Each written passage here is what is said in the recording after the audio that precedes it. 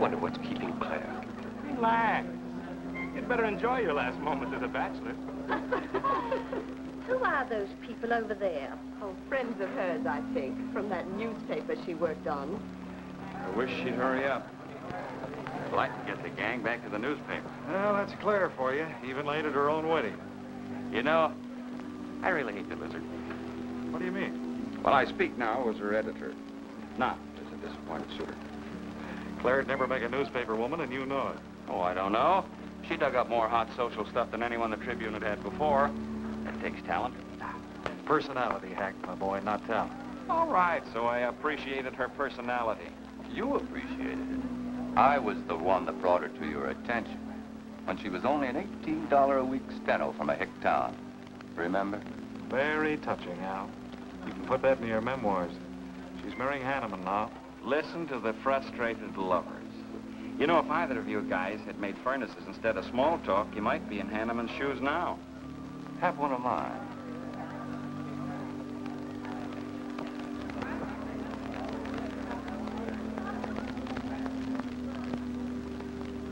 We do have memories, don't we, Les?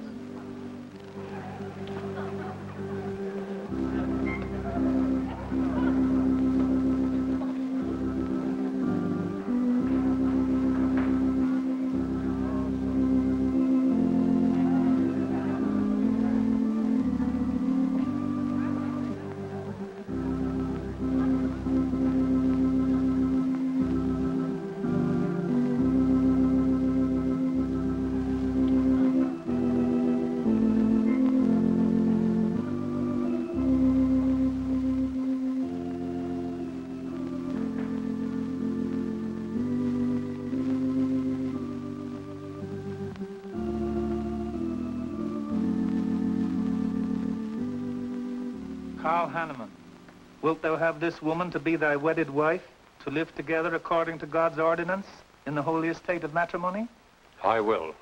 Claire Cummings, wilt thou have this man to be thy wedded husband, to live together according to God's ordinance in the holy estate of matrimony? I will. I now pronounce you man and wife. You may kiss the bride.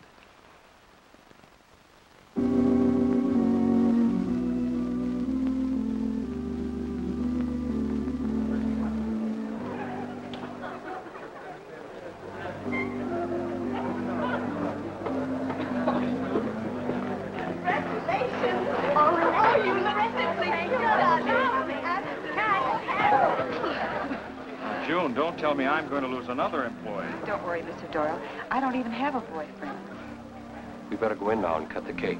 We'll have to hurry, darling, if we expect to catch that plane. I'll be right in. I just want to say my goodbyes to a few of the gang. All right, but hurry. Thank you. Thank you.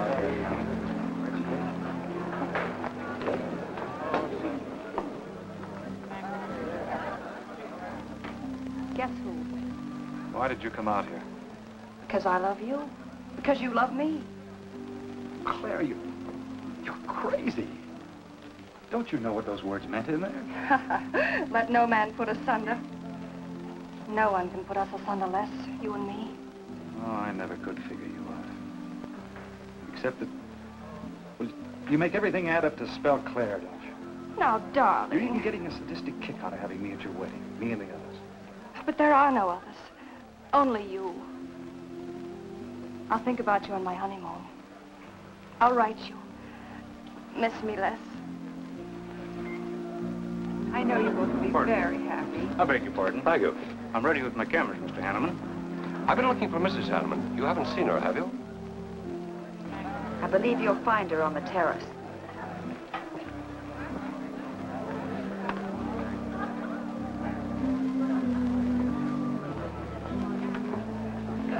Carl, why aren't you entertaining the guests? I've been waiting for you, my dear. I was detained. On the terrace?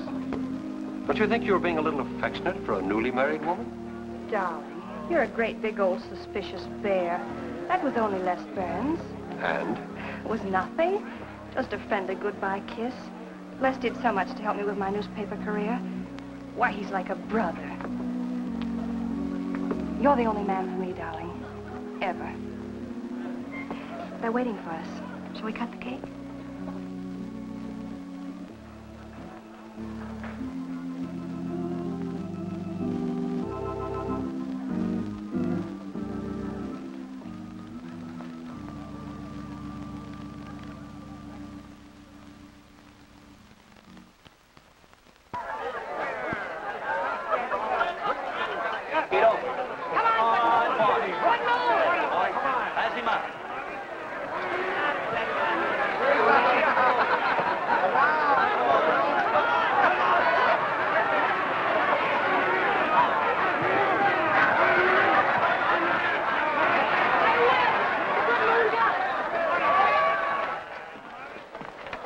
How much did he pay?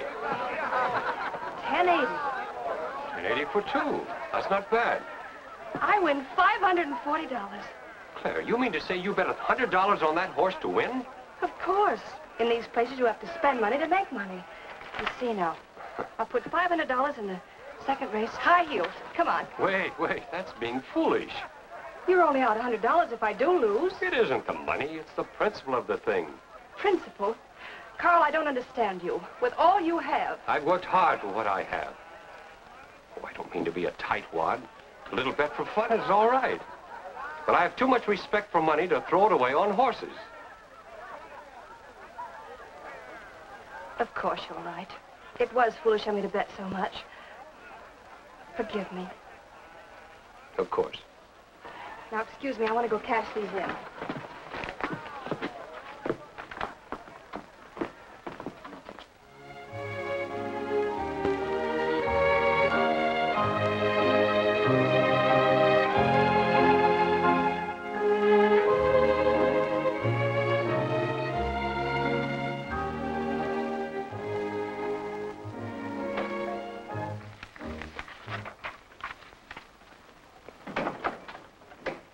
Hello, darling. Miss me? Back so soon, Carl. Oh, we went to the barber shop. Who are you writing to? June Taylor. You remember. Les Burns' secretary. She was at our wedding. Do you want to read some of the awful things I said about you?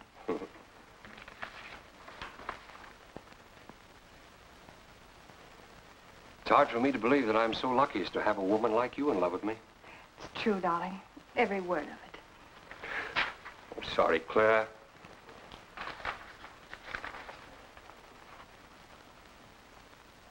My darling Les.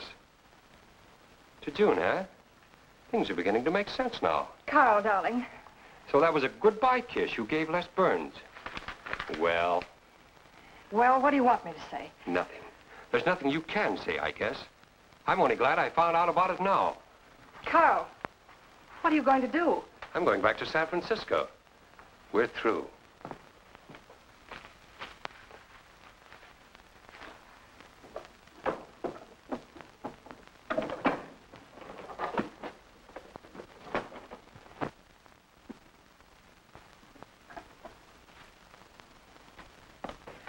But what am I going to do, Carl? I don't care what you do. But I have no money. Thanks to your great generosity. That was enough for the week's hotel bill. You've got that money from the racetrack. Live on that. You'll not get another cent from me. Oh, no. I wouldn't be too sure of that. I'm your wife, Carl. There are community property laws in this state. It won't be that easy. It'll be very easy when I show this letter to the judge. And I'm starting divorce proceedings in the morning. Oh, Carl, darling, let's talk this thing over. It's so silly. Get out of my way before I forget myself.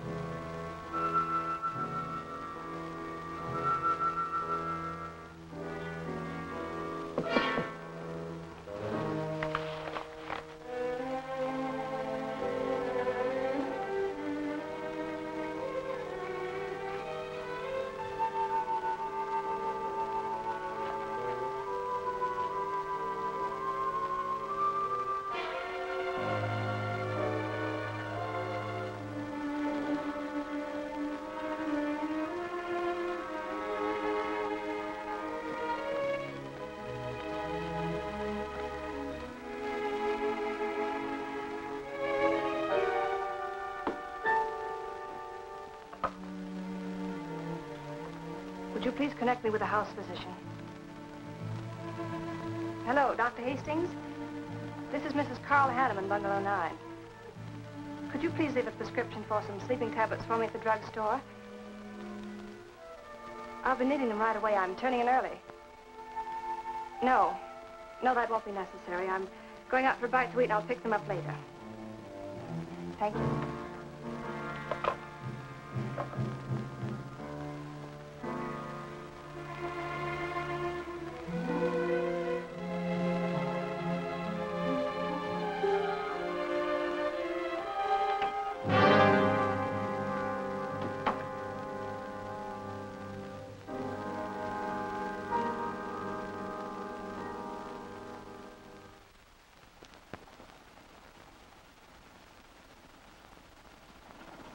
I want a new set of plugs in 42.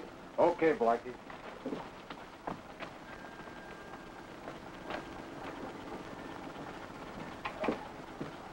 Are you Mr. Tellin? Yeah. I must reach San Francisco by tonight. I want to be back by morning. Can you make it? I can make it up and back if If what? this weather holds out and my fee is big enough. How much will it cost? $400.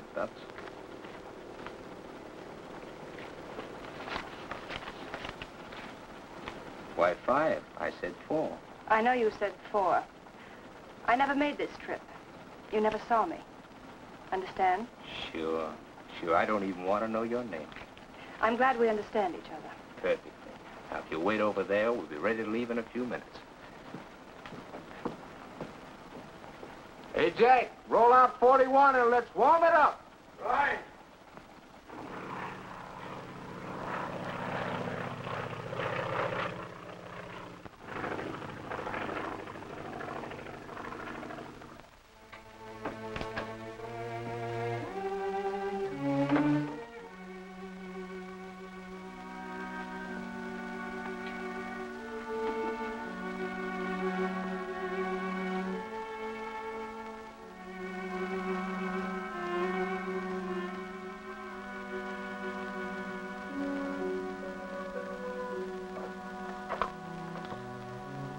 Room service, please. Hello, this is Mrs. Carl Hanneman, Bungalow 9. Would you please send a waiter over with the menu? Thank you.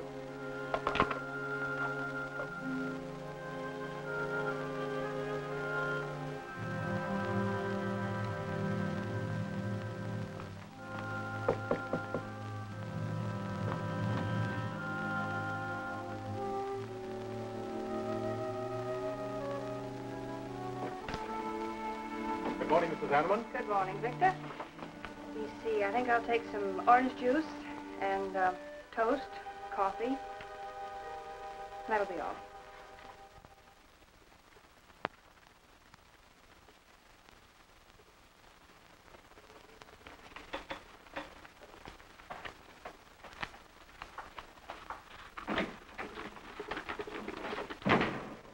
How was the ball game?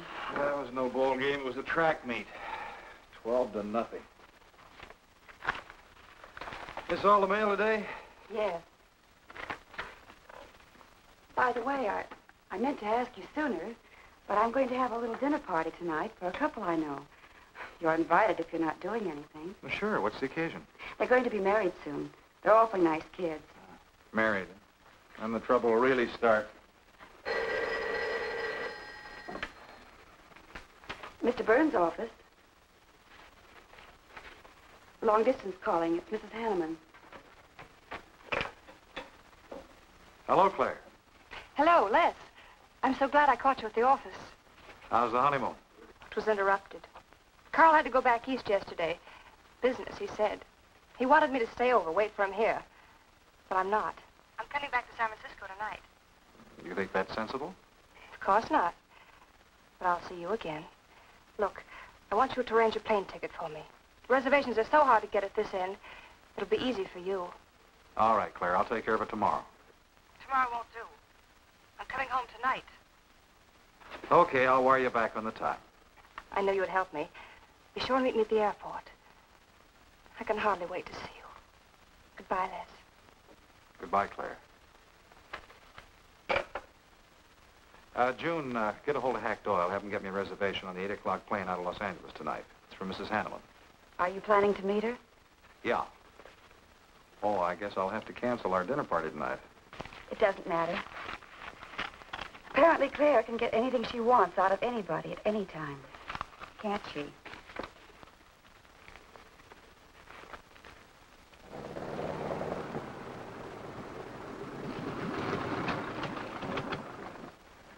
I never thought I'd be back with you so soon, darling. It's wonderful. It's crazy. Then why did you meet me? I don't know. I do. Because you still love me, don't you, Les? I'll get over it. I hope Carl stays in New York for a long, long time. Well, it seems a bit odd he didn't arrange his business affairs so they wouldn't interfere with his honeymoon. Yes, I thought so, too. You certain you and Hanneman didn't have some trouble? What kind of trouble could we possibly have had? Quarrel of some kind? Perhaps over us? Now, wouldn't that be ridiculous? Giving him some reason to doubt me just so soon after we're married?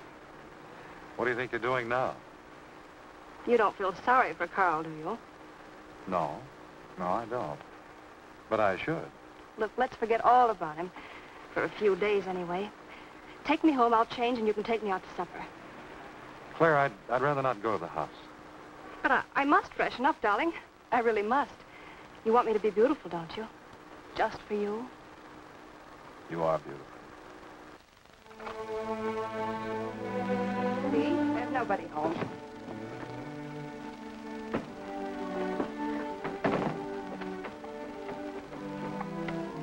Wait in there, darling. I'll be down in a minute. Come here. Oh, darling.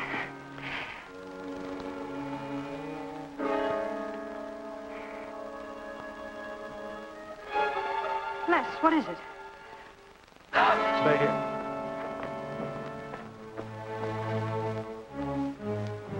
Carl.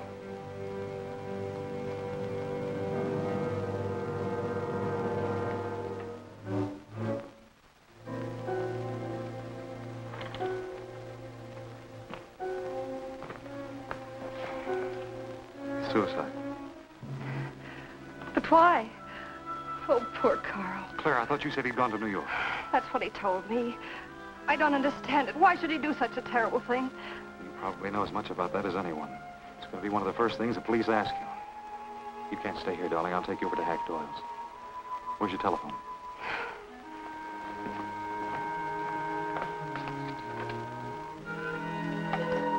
Police headquarters, please.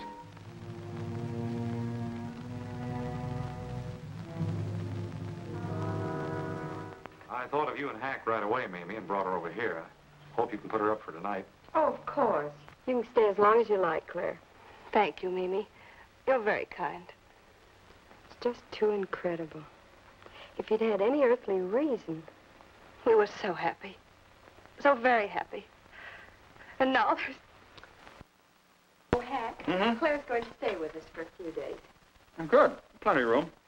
The police are over there now. Murdoch said he'd stop by here later. Sure it was suicide? Fairly sure. The man in Hanneman's position, a beautiful wife and all that money? I don't get it. I don't either.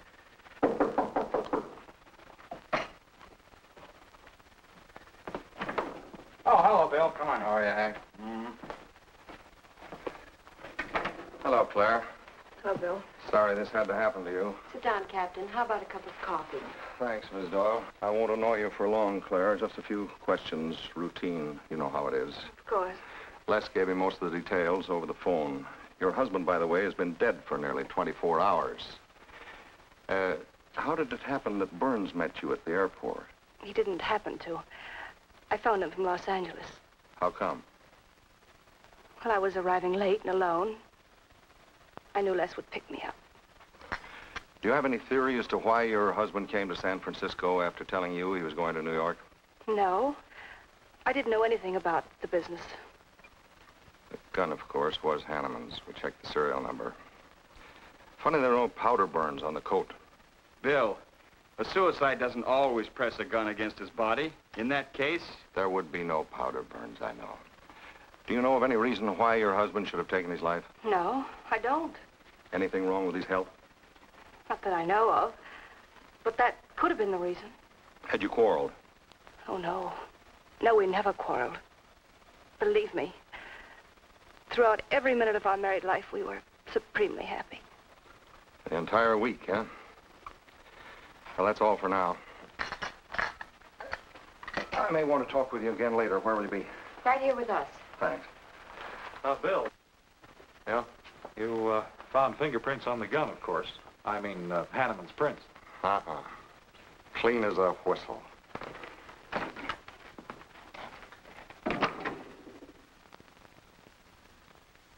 Doesn't Mr. Burns has the position you and Mrs. Hanneman found her husband? That's right.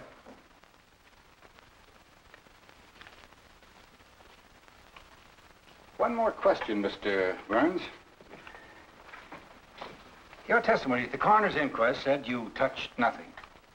That's true. Then how did you know the man was dead without feeling his pulse or heart? Mr. Chalmers, I've been around enough to know a dead man when I see one, especially after 20-some-odd hours.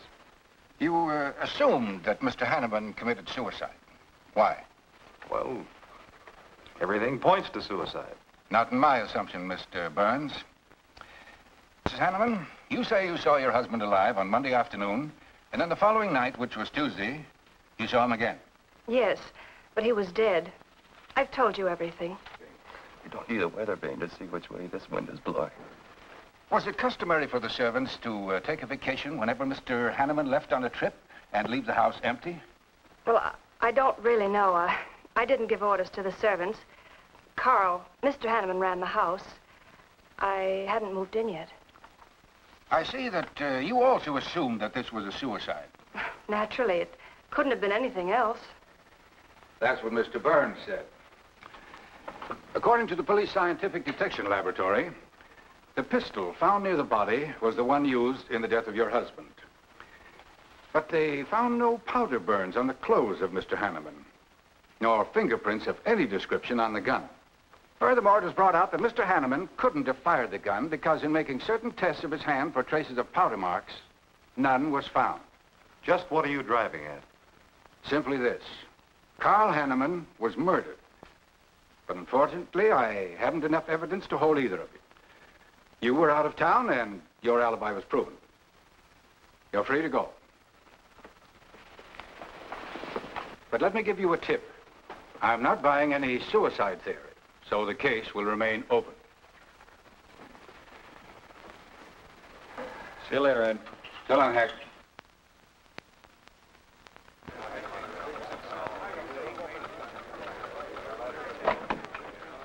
Good morning, Les. Just the guy I want to see. Yeah, about what? Well, I've been assigned to do the follow-up on the Hanneman case. Oh, how'd you draw that? Oh, I asked for it. It'll be a dull job because there isn't going to be any follow-up. Just an ordinary suicide. Are you kidding? I never smelled an odor of fish so strong in my life. No fingerprints on the gun, and you call it suicide. So what? What makes you so sure? Can you give me a good reason for Hanneman killing himself? No, I can't. Perhaps he thought he had a good reason. And perhaps he didn't. So meanwhile, if I can dig up a plausible motive... Who asked you to dig up a motive, plausible or otherwise? I said, if I can dig up a motive, I'm willing to accept suicide. But if I can't, then it'll have to be murder. Still carrying the torch for Claire, Hal? Not anymore. But somebody sure fixed it in a hurry for you to get Claire again. That's a nasty crack. So meanwhile, chum, walk a straight line. Or you'll have people thinking you took a shot at Hanneman. You've got a lot of work to do, Al. You're so right, boss.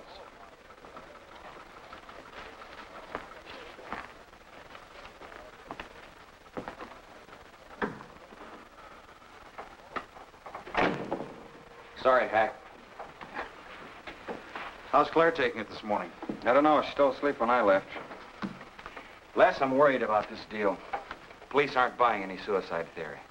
Is that why you put Herrick on the story? Maybe. He might dig up a suicide motive. What's your slant? Well, Hanneman killed himself. Nice try, Hack. You're about as subtle as a punch in the nose. You think Hanneman was murdered, don't you? Maybe I'm protecting someone. It's possible. But I'd like to protect someone if it isn't suicide. Like who? Like you. Who had a better reason? Hanneman's death meant that you'd get Claire back and $1 million odd bucks. That makes sense to a lot of imaginative characters around this town. I don't believe it for 1 second. But I still think it's safer to sell the suicide theory if Harry can dig it up.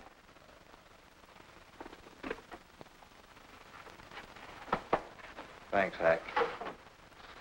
But I didn't do it. Yeah. Send him in. Well, they're on the job.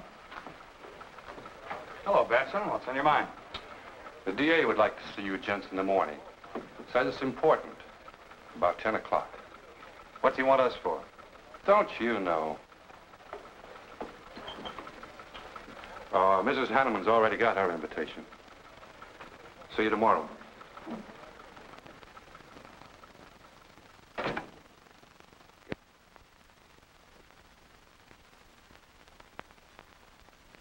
Eric really revels in pouring it on. Well, it's news. Nobody's been hurt. Yet. By person or persons unknown. Could have been worse. The DA certainly tried hard to tag it on somebody. Tell me, Hack, do you think that, well, that Claire could have shot her husband in some way? No. She was in Los Angeles the night he was killed. DA couldn't shake that, and... Good morning, everybody. I hope I'm interrupting something important. Hello, darling. You look tired. Hello, Hack, dear. Good morning, Claire. It's a pleasant surprise. What can I do for you? I came to get my job back. Starting when? No. Well, after all that's happened, don't you think you should have a little rest? Rest. Why, working will be the best thing in the world for me. It'll keep me from thinking too much about poor Carl. After all, I must carry on. My life is still ahead of me. What's the real reason? Well, I do need a little cash. I have the house and my clothes, but I just won't be able to live on the widow's compensation the court will allow me. You wouldn't want me to have to sell my clothes in order to eat, would you? Oh, no. After all, I've made other arrangements about your column. Beth Warnock's taking it over. You are still the boss, Hack. Les, darling, wait outside for me. I'll be out as soon as I've had a heart-to-heart talk with Hack. I know. You might as well say yes, Hack. I've had these heart-to-heart talks.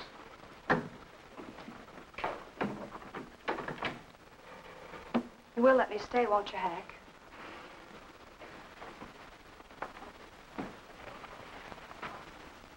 Yes, but I was hoping you wouldn't ask it. You are a darling. Listen, Claire, you stick to the job and no playing around. There's enough trouble here now without you adding to it. I don't know why you talk like that. I'm serious about it, Hack. I'll work hard. For your sake, I hope you do. You are a dear. See you later.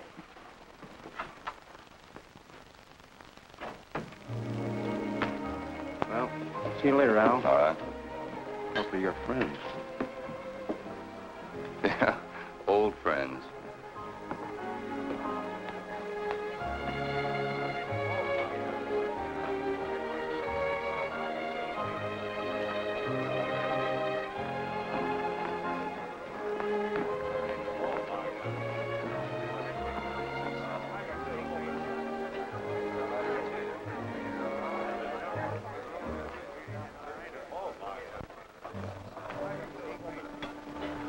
Two martinis, please.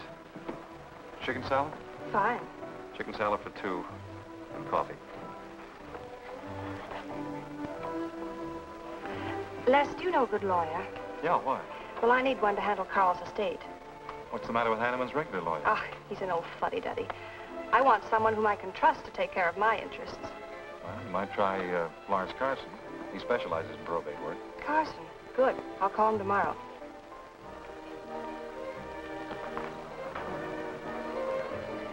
Do I know that man over there? You should. It's Stanley Mason. Our paper's backing him for Congress. Of course. Why, the pictures on his campaign posters don't do him justice. You know, I never could figure that guy. Every time I see him, he's with a different girl. So? Oh, we'll have 4 Manhattans. Make them half French and half Italian vermouth. We'll order later. I'll look after them personally, Mr. Mason. Thank you. Stanley. Isn't that Hanneman woman over there? Yes, she's very attractive, isn't she? Well, if you like the type. Why wouldn't he be a good man to handle the estate? No. He's too tied up with his election campaign. What are his chances, Les? I'm going to Washington. Pretty good. Why? That makes him important. I've got to have someone with influence. He looks like the kind of a man who could get things done quickly. Capable enough, I suppose. Probably make a good representative. Personally, I just don't go for him. I want you to introduce me to him. You can do better. Oh, darling, don't be stubborn. I want to meet him. When you want something, you want it right now, don't you? You know what I really want, Les. I know. A fine old name like Hanneman, carload of dollars, social position, the tops. You're forgetting the most important thing. Am I? You see, that's just the frame. You're the picture in that frame. What's that about a frame? Sergeant Benson, won't you join us? No, but Burns here can join me. Been looking all over for you. The captain wants to have a little chat. Now. What is this, a pinch? No, just an interview. It won't take long. It's too bad you couldn't have found me at 10 o'clock this morning. I was in a dentist's chair. I'm sorry, Claire. It's all right, darling. I'll wait for you here.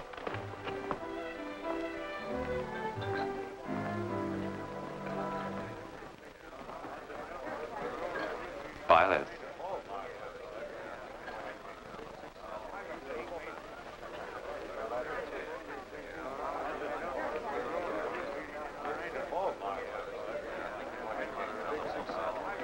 Hello, Al. Don't tell me they finally grabbed Les for murder.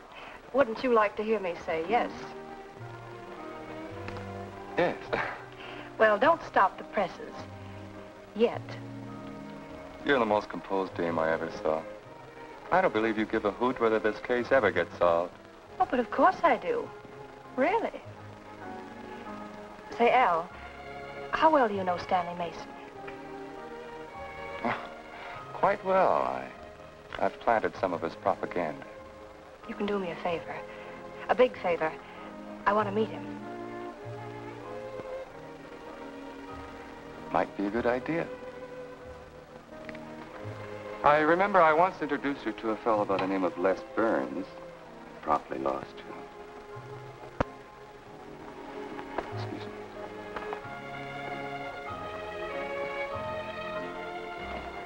Stan, how are you? Well, hello, Al. Say, I have a young lady over here I'd like to meet you. Just take a minute. Well, all right. Excuse me?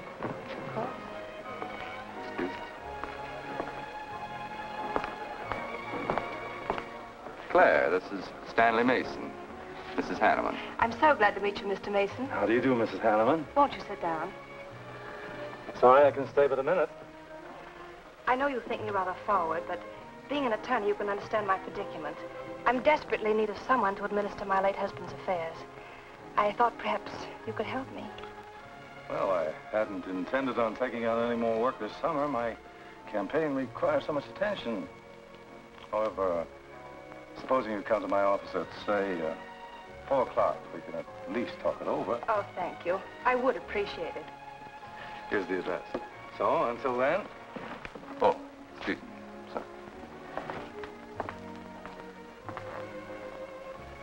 Thank you, Al. Don't mention it.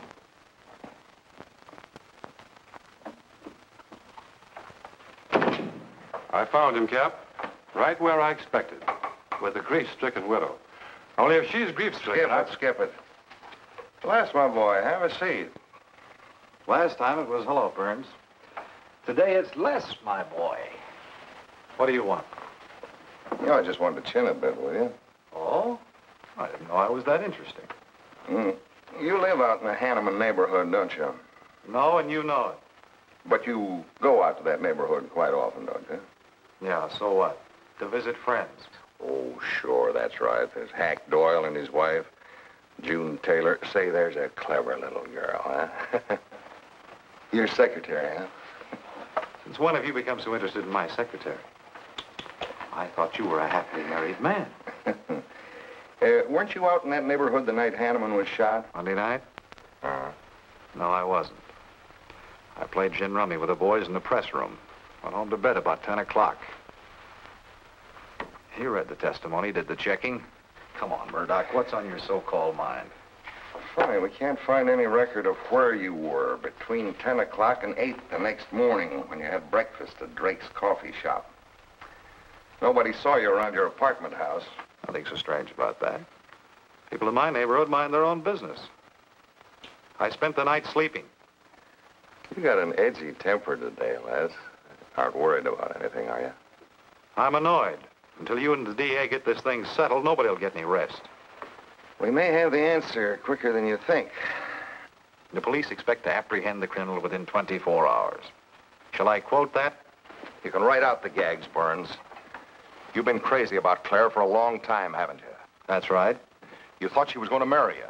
Then she married Hanneman. That must have been quite a jolt. I won't deny that either. So you must have been pretty sore at Hanneman for beating your time. All right, I suppose I was. You know, Burns, you've given out with all the motives a man needs for killing another. You don't need motives, Murdoch. You need evidence. Evidence? You just told me that you weren't near the Hanneman home last Monday night. I wasn't. And how do you account for your cigarette case being found on the Hanneman garden, still wet from Monday night's rain? I don't have to account for anything. To throw cold water on your mastermind, I tossed that away right after the wedding. Anything else you want to know?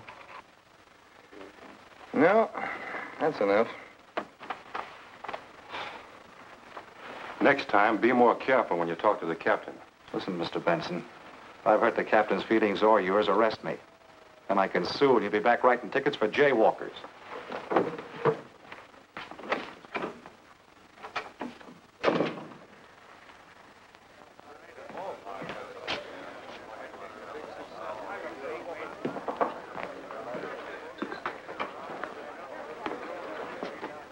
You rent that stool by the month? Well, Lester. Where's Claire? Oh, Claire isn't here. She had an appointment. Did she go back to the paper? No, about this time, she should be walking into the inner sanctum of that courageous and fearless champion of the people's rights. That distinguished candidate for the Congress of these United States. Mr. Stanley Mason. You sound like you're on Stanley's payroll. I introduced them. You seem to have a talent for that sort of thing. Thank you. I believe that's all the information I need, Mrs. Hanneman. I can't possibly find words to express my gratitude in your consenting to help me. Oh, believe me, it's a pleasure. A little pressure in the right places should settle the matter quickly for you. Thank you again, and good luck in the election. Oh, thank you. I suppose you'll be leaving for Washington immediately if you do win. Yes, if I win. You will. I know you will. Well, I really must be going. Oh, can't I drop you off somewhere? I'm sorry. Not this evening. Mr. Burns is taking me home. He's the gentleman you saw me with today. I'll call you tomorrow. Perhaps we can have dinner and talk some more about your problems. Splendid. Goodbye.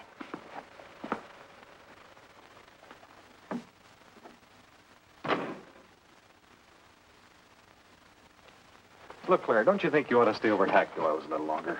Might be unpleasant. Oh, don't be ridiculous. Come on. Oh, Roberts. Good evening. Good evening, Mrs. Hanneman. We weren't expecting you home. We've made no arrangements for dinner. I've had dinner. Please take my bags to my room, and you and Christine take the evening off. I shan't be needing you. Thank you. Oh, Mrs. Hanneman, I just wish to say on behalf of Christine and myself that we're pleased that you're home, and we'll do everything we can to make you happy. Why, thank you, Roberts.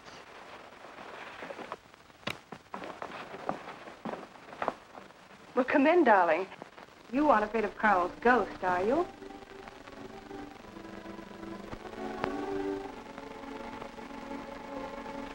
You'll never be happy here, Claire. Nonsense. I've done a little refurnishing. Well, that ought to help a little. Les, what did Murdoch want with you? You had an idea I might have paid a visit here Monday night. You didn't, did you? Of course not. It also seems I had a motive to kill Carl. But of course you did. If you were that kind of a person. Murdoch's only fishing. Well, he knows I've been in love with you for a long time. I told him. You told him? Why not? It's true. You want them to keep working on you, so they'll stay away from me. That's it, isn't it? Yeah, that's it. I said I'd stand by. And you have. And I love you the more for it. You know I do love you, don't you, darling? I think you do, Claire. In a peculiar, mixed-up sort of way. I never should have married Carl. I didn't really love him, but he offered so much. Things I never had. But that's all over now. No, it's not all. And it won't be until they find his murder. They will. And there'll be nothing to keep us apart again. Ever. Claire, if I could only sell myself on that. You've got to, Les. You've got to.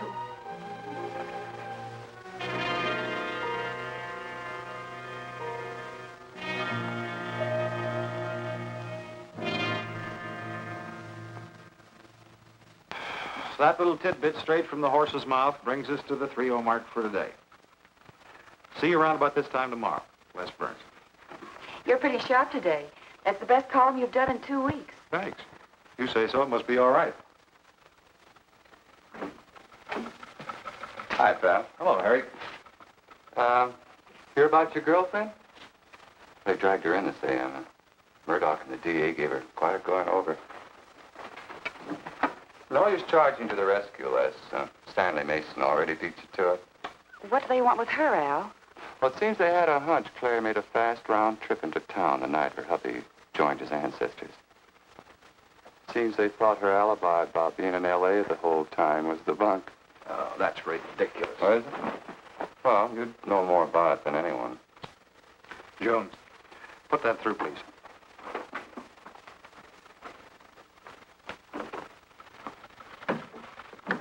Okay, Al. You're so much smarter than Murdoch. Spill it. Oh, I'm not saying I'm smarter. But I do know Claire better than he does. And I know you. Meaning what? Claire never lost any interest in you before, during, or after her marriage. Well, that doesn't prove it happened. With all that wampum at stake, this whole thing could have been planned weeks ago by both of you. I'm fed up with your dirty cracks. Now get out! Wait a minute. Look, Junior, one of these days I'm going to be too late and you're not going to have any teeth. Mm-hmm. You're so right, boss.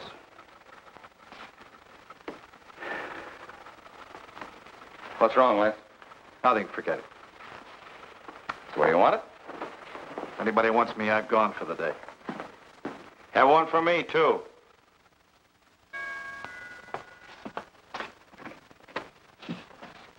Where's Miss Hanneman? I gotta see her. Is she in?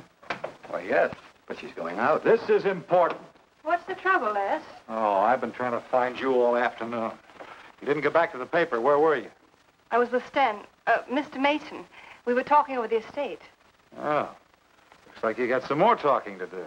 It's really only business, Les. Come in, but I can only see you for a moment.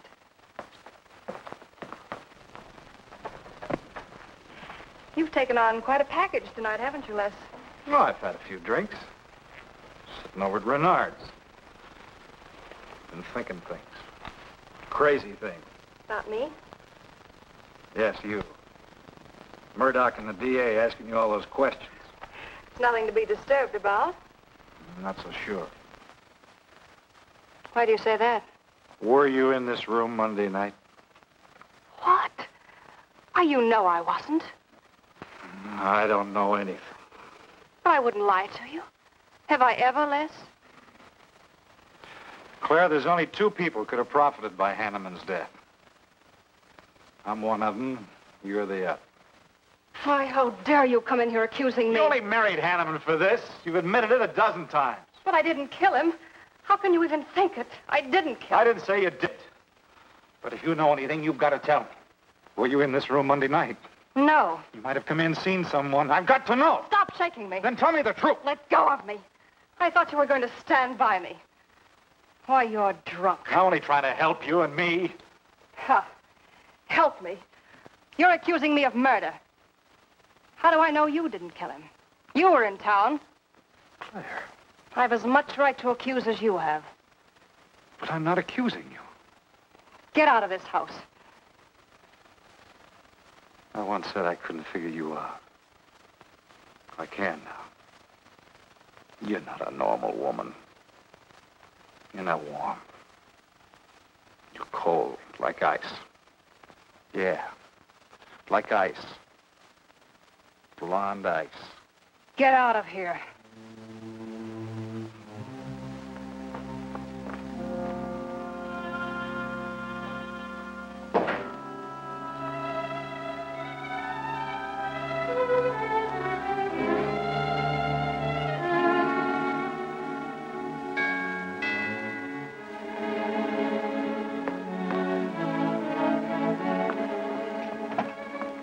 Oh, I thought it was... Hello, Mrs. Hanneman. I don't believe I know you. Sure. Sure you do. Let me come in. We can talk better inside. In there. Now, what do you want? Well, I saw your picture in the paper, and I found out who you were. I figured we could make a deal. Deal?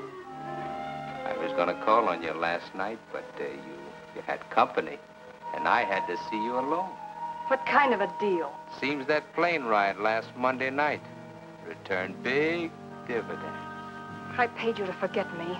I thought I could trust you. Sure. Sure you can trust me. But it's hard to forget murder for any $100. Why, you dirty double... I don't like that word. All right, we'll forget what happened to Hanneman. I'll go along with you on that suicide story. That is, providing there's a little consideration of, let's say, 50 grand. $50,000? Why, I don't have that kind of money. This estate's in probate. I won't receive a thing for months. I can wait. But in the meantime, I'll take this. I know a little man who'll lend me money on it. All right.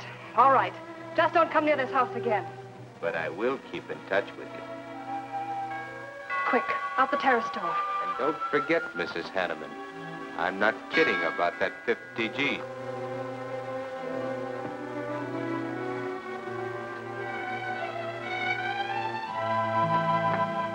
I'll get it, Roberts. Yes, ma'am. Stanley, darling.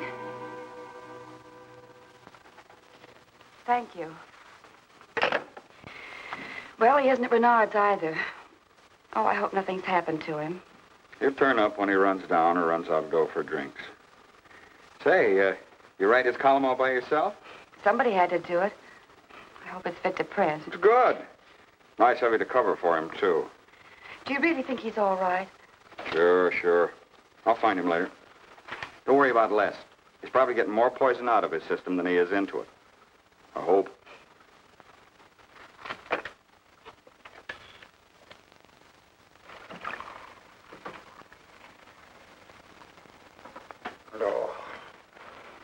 Oh, June.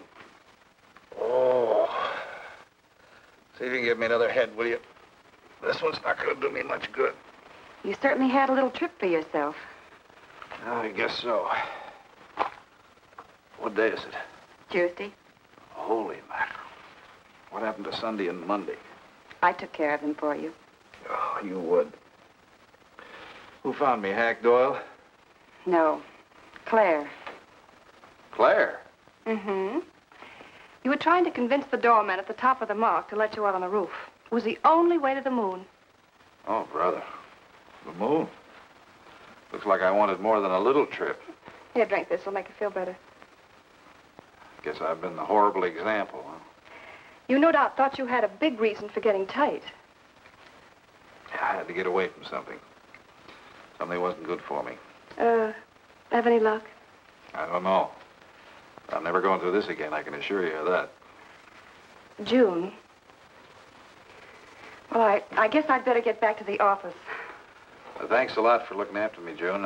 I'll be down after a while, if I can make it. Don't hurry.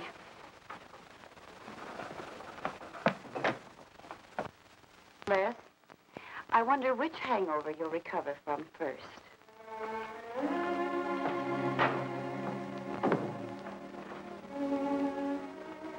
I thought we were all washed up, Claire.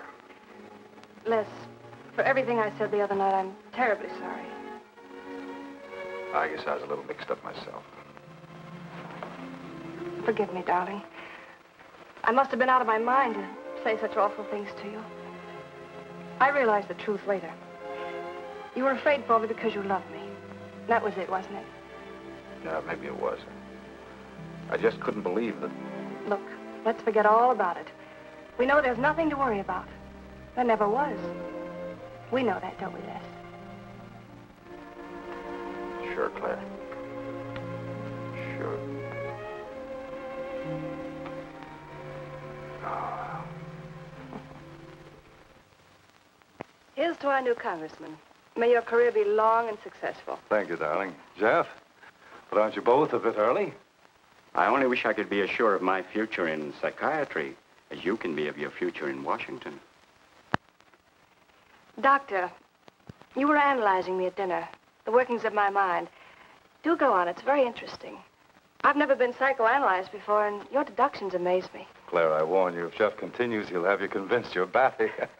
Simply because your father ran away with another woman and your mother was relegated to hard work. Stanley doesn't quite believe in the powers of psychoanalysis, Mrs. Hanneman. But if either of you could spend a day in my office listening to some of my patients, you'd see the logic of my deductions.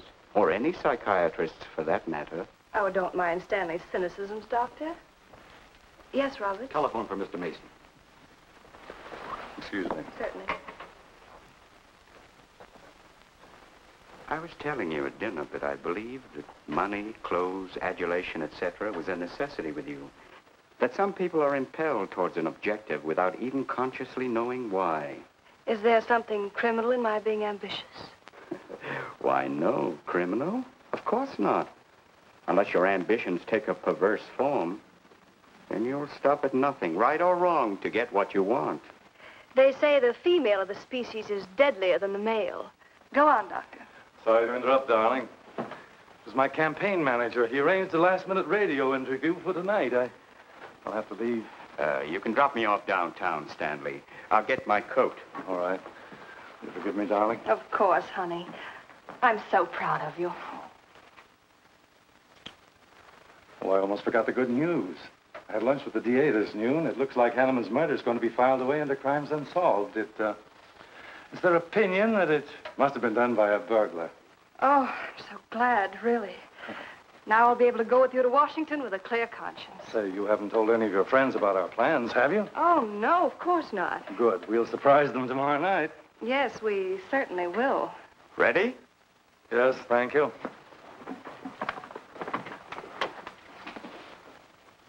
Good night, Claire. Good night.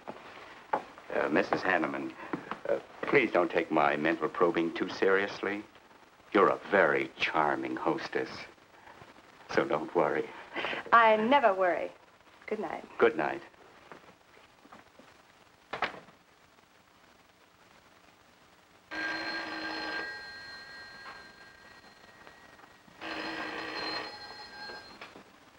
Hello? Yes, this is Mrs. Hanneman. That's all right, Roberts. I'll take it. Hello? Who? How dare you call me here? I had to. I'm in a jam. I need some dough, and you've got to help me. The estate isn't settled yet. I told you I don't have any money. Don't give me that. You're a smart girl, and if you haven't got it, you know where you can find it. I need at least a couple of grand now and tonight, or else I go to the cops. I got nothing to lose. I have about $700 cash in my jewelry. All right, bring it along. Meet me at the end of the Old Valley Road. Be there in 20 minutes.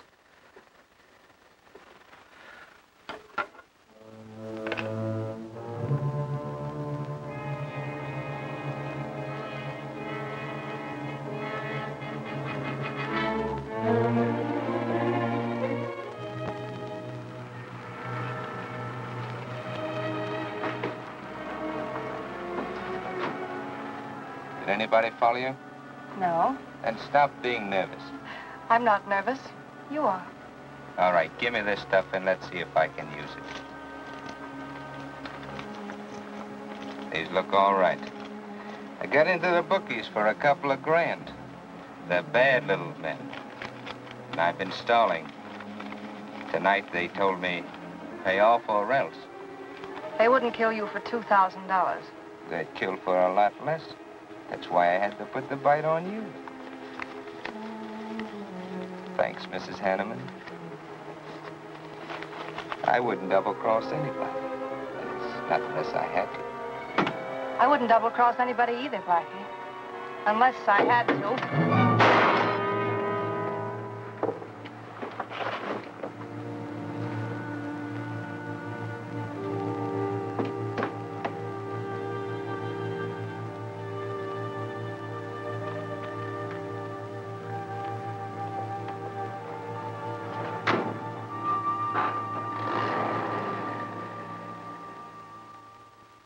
The first returns have been received from the 12th precinct.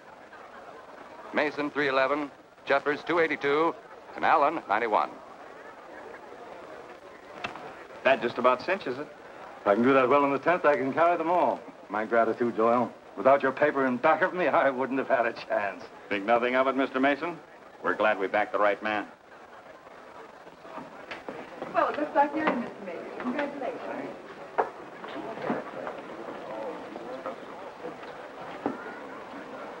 Seen Les and Claire yet tonight? No, I guess she's waiting to make her grand entrance. It's about 100 times you've asked for them, Hack. What gives? Nothing?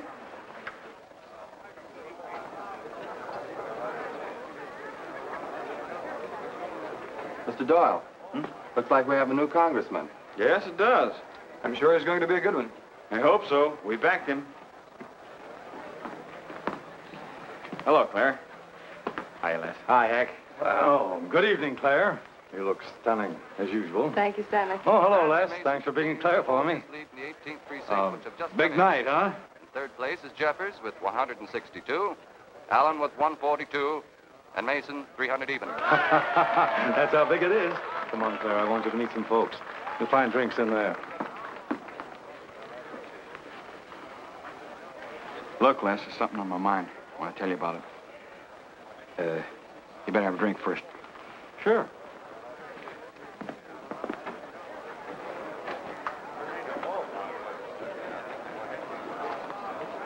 Hi, folks. How's the brawl? Well, at least the liquor's good.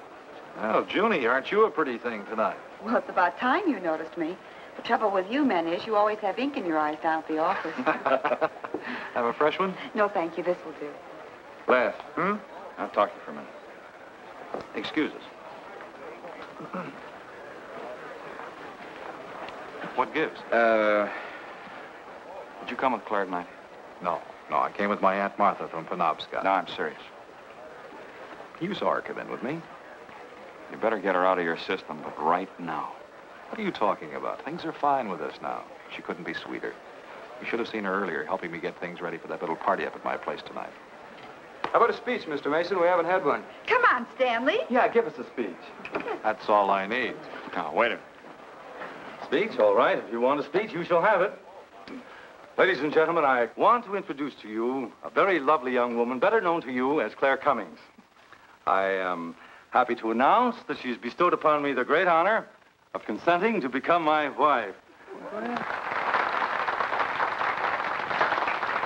This is a dirty, low-down trick, but I'm glad it's happened. Someday I'll tell you why.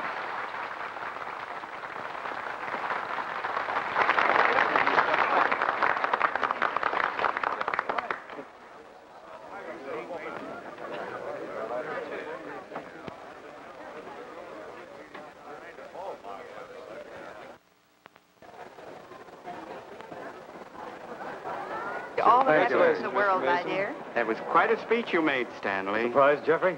Aren't you going to congratulate us, Doctor? It's customary. Hate to take you away at this moment, Stanley, but there's something I must talk to you about. It's important. But of course, Jeffrey. Will you excuse us? I know you'll enjoy living in Washington. When do you plan to have the wedding?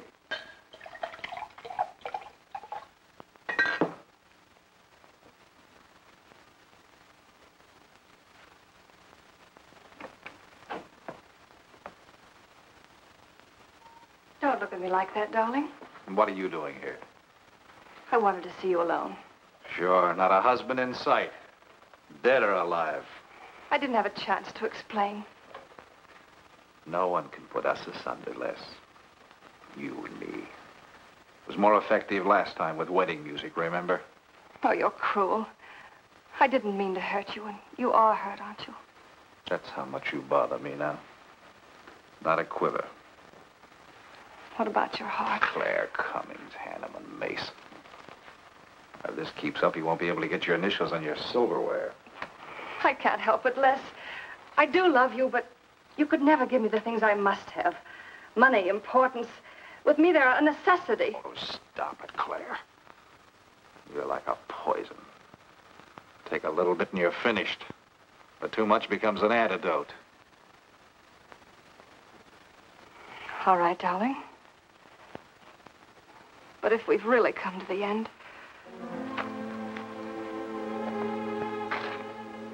Stanley. Do you mind, Burns? I'd like to say something to my fiancée, alone. Not at all, Mr. Mason. Not at all. Go right ahead.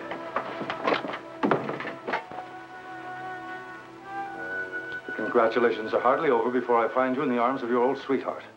That was a stupid remark. I had to say something to him, didn't I? So you didn't tell him earlier. You said you were going to? Well, I couldn't find the words.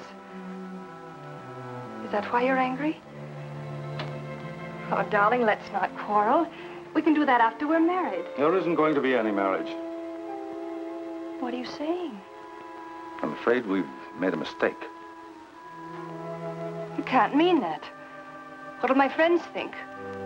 I couldn't stand the humiliation. Oh, you'll get over it quickly enough, as quickly as you did your other marriage. Why are you talking this way?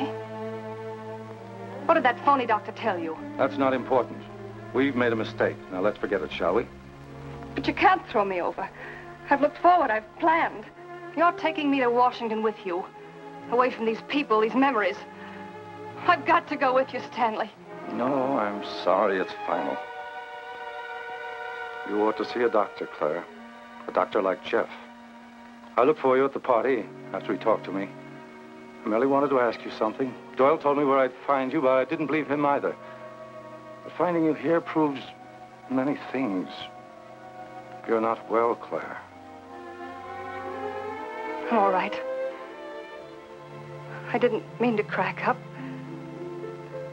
At least we could have a farewell drink together. No hard feelings, really. Why don't you fix some for us? I must say you're being regular about it.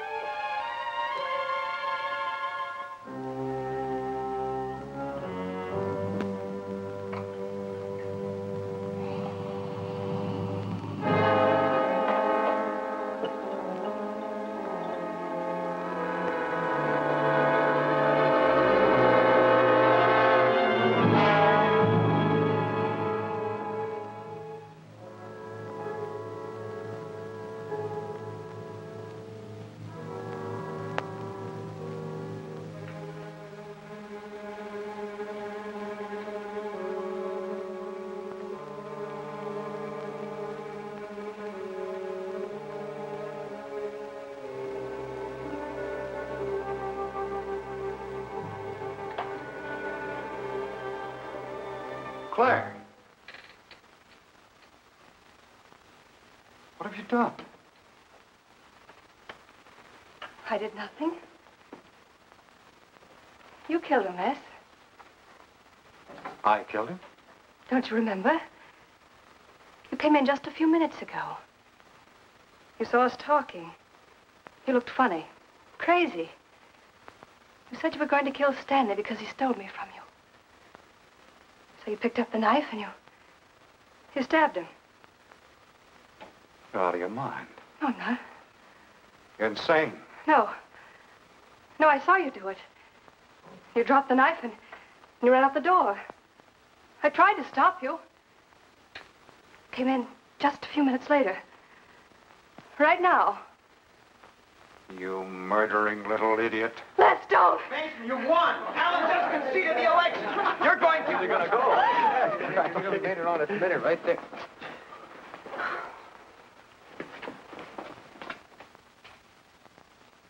So you see, Doctor, the evidence is really stacked against Les Burns. I and the others feel that he's absolutely innocent. Now, I asked you down here to see if there wasn't something you could do to help us prove Les is innocent and Claire's guilt.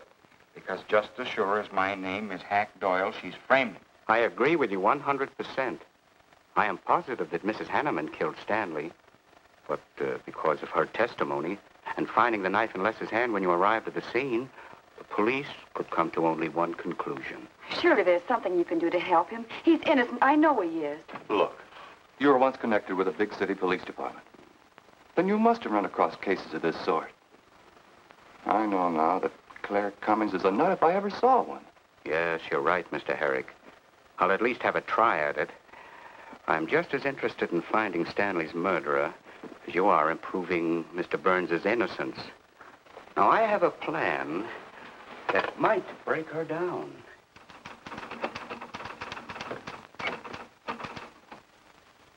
Well, good morning, Dr. Clippinger. To what do I owe the pleasure of this visit? It's no pleasure for me, Mrs. Hanneman, I assure you.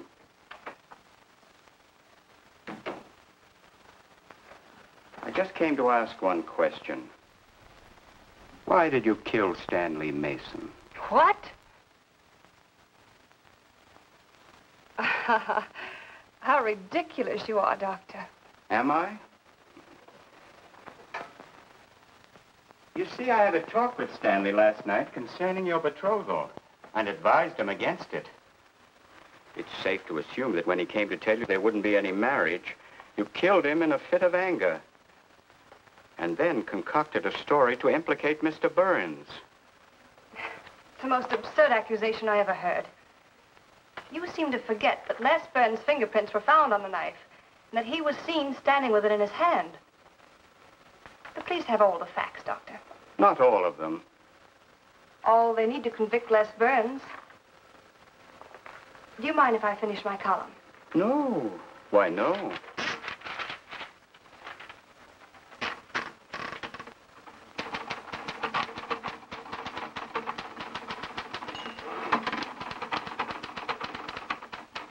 I suppose you'll tell the police I killed Stanley and give them that fantastic story to back up your accusations. It won't sound so fantastic to them, Mrs. Hanneman. I discovered one or two other flaws in your story. They'll laugh at you. It's insane, absurd. Oh, you're wrong. You see, I've spent my life delving into distorted minds like yours. I worked for the police for many years as a consulting psychiatrist. You sound more like a hypnotist. And I'm quite fed up with your insane theories. Now, Doctor, looking for something, Hack? Police are on their way. Police? What for?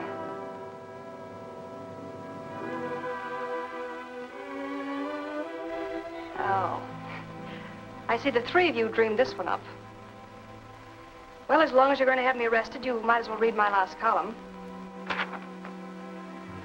Go ahead, read it, Hack. Read it out loud. I killed Stanley Mason. I killed Carl Hanneman. I killed Blackie Talon. You didn't know about Blackie, did you? You hid that story on page 5. Unsolved robbery and slaying.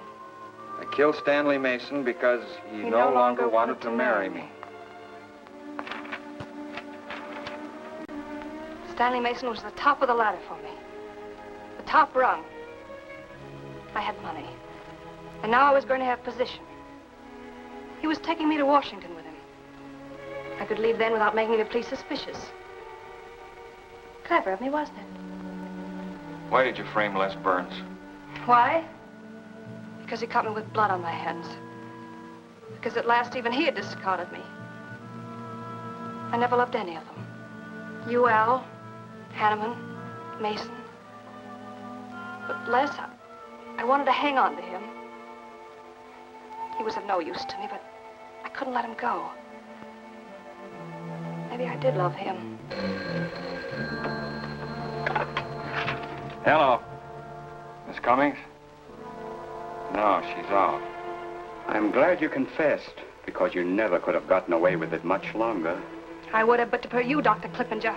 You with your slimy scientific snooping. As soon as you came in, I realized it was you who turned Stanley Mason against me. You sent him to his death just as much as I. Sit down, Claire. Why, but for you, I'd have everything I ever wanted in life. I hated you because you were the first man who ever saw inside my mind. And I'm gonna kill you. Let go of my arm!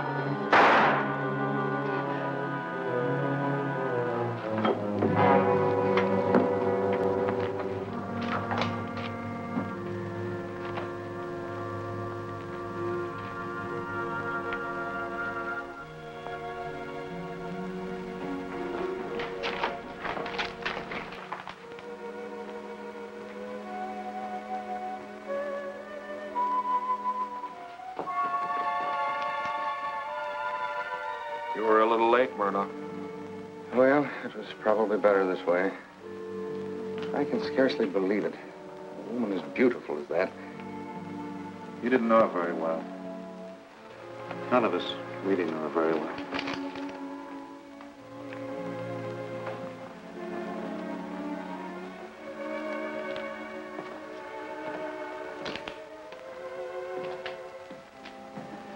She wasn't even a good newspaper woman.